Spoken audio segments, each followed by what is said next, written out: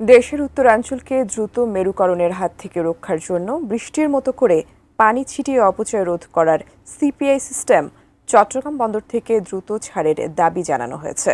শনিবার সকালে ঢাকা রিপোর্টার্স ইউনিটিতে এক সংবাদ সম্মেলনে শেরপা পাওয়ার ইঞ্জিনিয়ারিং লিমিটেড নামে একটি প্রতিষ্ঠানের ব্যবস্থাপনা পরিচালক মোহাম্মদ আবু তাহের জানান, বিএডিসি সিপিআই সিস্টেমের মাধ্যমে পাবনা, নাটোর ও সিরাজগঞ্জে উপরিস্থ ও ভূগর্ভস্থ পানিকে কাজে লাগানোর জন্য সেচ উন্নয়ন প্রকল্প গ্রহণ করে।